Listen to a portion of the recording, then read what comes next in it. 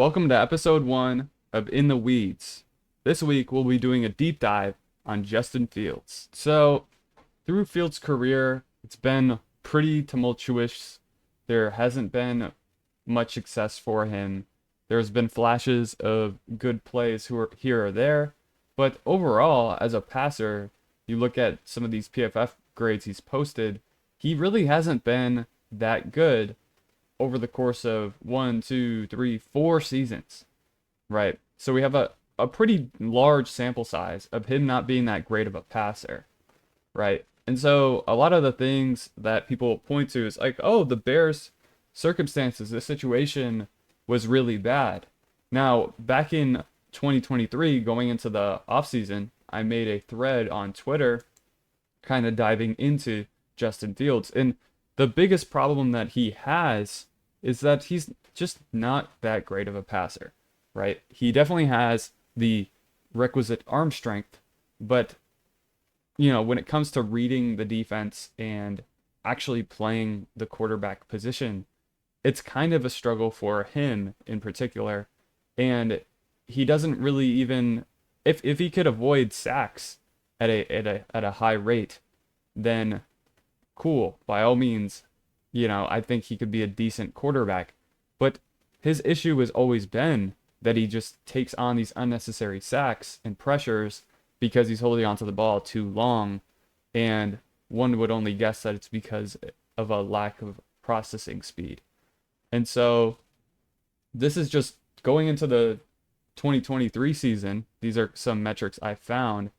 I pointed out that his pocket passing grade, clean pocket passing grade, and his regular passing grade were just not ranked very highly. Like, he was a bad passer, we know this.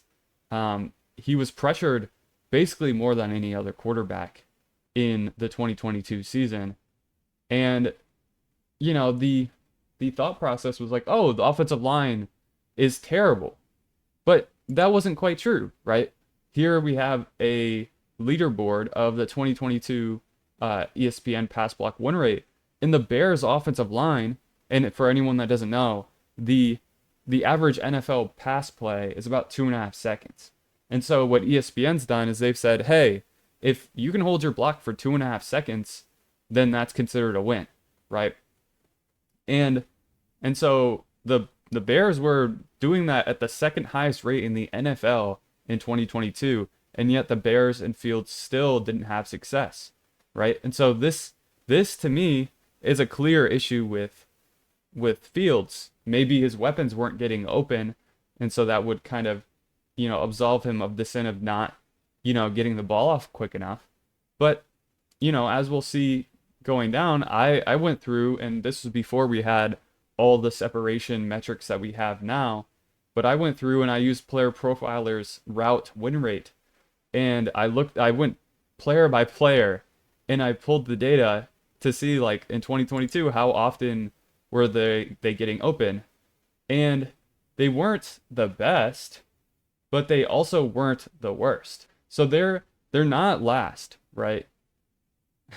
They're not great, but in their this is what I did was I took the win rates, the route win rate, and I approximated how often there's at least one receiver open on a play, right? And so Chicago was fine. They weren't that bad, right? This is obviously not, it wasn't a good situation, right? The receivers weren't getting open at an above average rate, but it was close-ish to average, right? And this was the monster year with Miami, with Tyreek Hill and Waddle at the top there. And obviously you have Devontae Smith and A.J. Brown. Like, this kind of checks out, right? You would expect these top teams to be there in it. This is the 2022 season, okay? And so the receivers were actually kind of getting open for the Bears in Fields' 2022 season, despite them having not many good names, right? I think it was, a mixture of Mooney, and they had Claypool in there.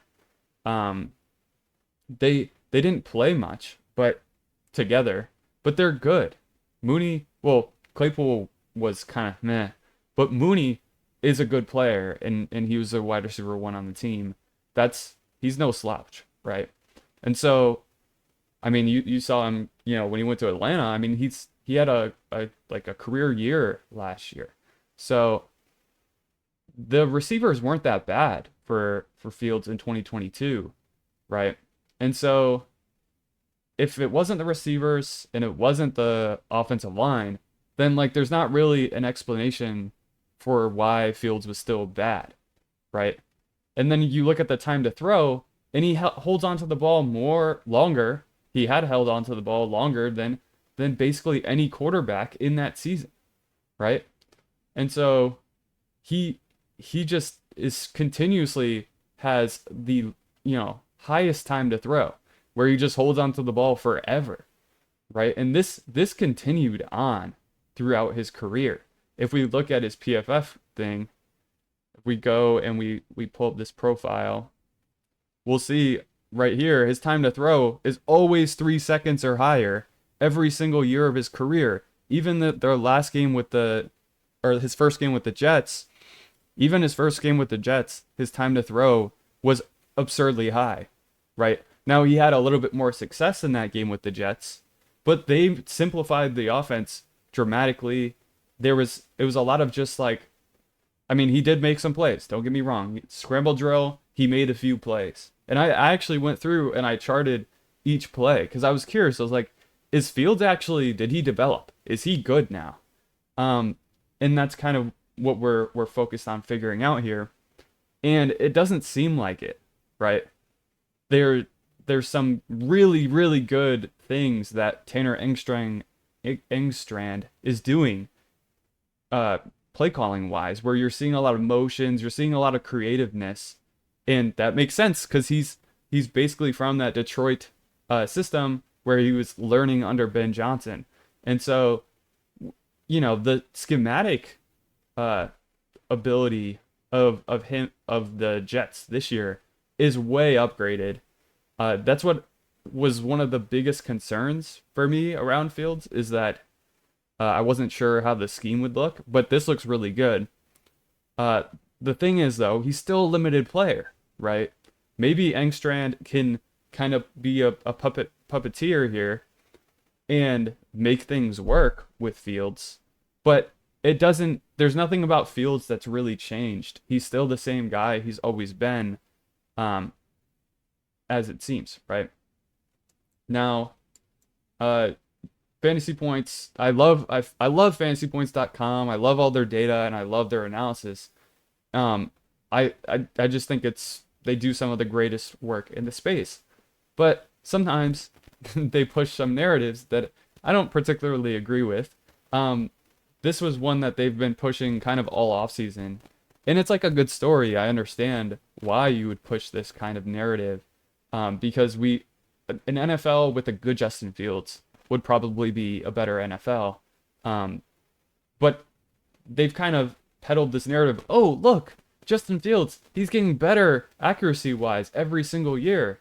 And if you know anything about these accuracy metrics, whether it be, standard completion percentage over expected, the highly accurate throw rate, on target rate, any of this stuff, it's all depth dependent, right? So if you're throwing deeper passes, then your accuracy numbers are going to be worse, right? But if you're throwing shorter passes, your accuracy numbers are going to be better.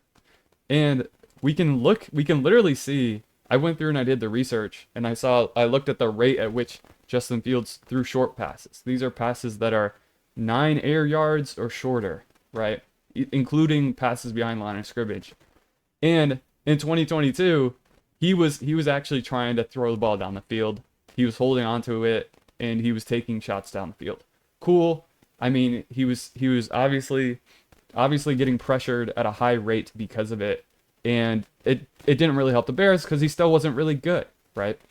And then in 2023, he turns into more of a check down Charlie, right? Where he's throwing less deep passes, and he's the 14th quarterback in short pass rate. You look at this, he was 35th in short pass rate, one of the lowest in the league. And okay, his highly accurate throw rate was also one of the lowest in the league. Oh, but then all of a sudden he starts to have a highly accurate throw rate that's closer to average. And then you look, and he's like, okay, well, he's throwing more shorter passes all of a sudden. And then in 2024, he got even better from an accurate throw rate perspective. But again, he's throwing shorter passes. Like he just continuously has been throwing shorter, more and more shorter passes. Now, is this like a bad thing? No, obviously, I think it's probably helping him be a more effective real life quarterback. But it doesn't necessarily mean that he improved as a passer. He's just taking more conservative uh, attempts, right? And so in this past game, he was a little more aggressive, but he was still, I mean, really the only deep pass that I charted was the touchdown to Garrett Wilson. Like he really didn't have much of anything going for him in that game either, despite them putting up a lot of points. And obviously, he's going to be a good quarterback for fantasy because he's running a lot. But here, I charted it out in the spreadsheet and I went through the game. I didn't actually get a chance to watch the game when it was live, but I watched it after the fact, and I was curious. I charted it out, and these accuracy numbers, it was kind of hard to judge the accuracy. It's very subjective, right? Like on the first play, his first target to Garrett Wilson, I felt like that ball could have been placed a little better, so I put -1, and so on and so forth. I just went through and I was like, it's hard to tell if that was a good throw or if it was a good catch, right? And I didn't really give him much credit for these scramble drill plays, which were, you could argue, like most quarterbacks wouldn't be able to scramble around and make plays in those situations like he did. But yeah, ultimately, like you look at each route, he's throwing like easy routes, out route, flat. This corner route, this was the touchdown, I believe. It's not really a corner. He kind of just like Garrett. It was more of it looked like a scissor concept, where Garrett Wilson kind of started it on the left, kind of condensed in. Maybe he was in the slot, and then he kind of just ran across the field to the other side's pylon and was open, right? And Justin Fields made a pretty good throw, but my question is like, was that like a throw that other quarterbacks wouldn't make? I don't know. Like that to me, that seemed like a pretty routine throw. It was a good throw, but I think most other NFL quarterbacks make that throw. So to me, it was kind of hard to give him credit for that, right? And then, he threw another flat to Breece Hall. Then there was like a little delay curl route to Jeremy Ruckert there. And then a screen pass. And then a dig route to Garrett Wilson. And then he had a scramble drill. And Tyler Johnson did a really good job of boxing out the defender and actually attacking the ball. And that was a tight window throw. But like, was that because of Fields? I don't know. Like to me, that was just a really good heads-up play by the receiver there. And obviously Fields evaded pressure on that play, which is impressive, but we're looking at his passing acumen is the real thing. It was the same kind of thing with Rucker, where I think it was a good throw. Like he ultimately put it in a spot where only Rucker could get it, but at the same time, Rucker made an amazing play, and I don't think that kind of, you could rely on that to continuously work, right? And so, because that was a really tough catch that Rucker, hauled in. And then we get to this other play where is another scramble drill, and Garrett Wilson comes back to him, and he kind of, Garrett Wilson's pretty wide open, and I know Justin Fields was on the run, but he kind of made that hard to catch, right? Like Garrett Wilson had to kind of, turn his body and get his feet down with a toe tap. It was an incredible play from Garrett Wilson, but I don't think Fields should have made it, like that should have been an easier throw, right? Like he made it so difficult, it seemed. But maybe I don't know what I'm talking about. Like maybe that was just because he was on the run, and so whatever. The pass was completed, so I guess that's on Fields being good. To me, it wasn't really. And so if you actually watched the games and you saw this game in particular, you would have noticed that like, hey, he didn't do anything special basically the entire game, right? There was a lot of good play calling by Engstrand there, and they ran the ball a lot. Like it was run, run, run, run, run. They did not. It seemed like they were not interested in passing. And then at the end of the game, when they needed to pass, right on these last drives here, it just wasn't really working. Like they didn't really have an answer. That maybe the Steelers defense kind of picked it up a notch in the second half, but yeah, and you see like this is indicative too. He didn't have a lot of attempts, right? And so they don't trust him to be a high volume passer, right? Because they don't really believe in him as a passer. If they did, they would like be like, okay, sure, Justin Fields, come on, a lot of passes, right? They're very much catering to his skill set, which is he can run, he can evade pressure, and he can make these short throws. Like most quarterbacks can make these short throws, right? And so he's basically a game manager with that like rushing upside is kind of what they've tapped into here.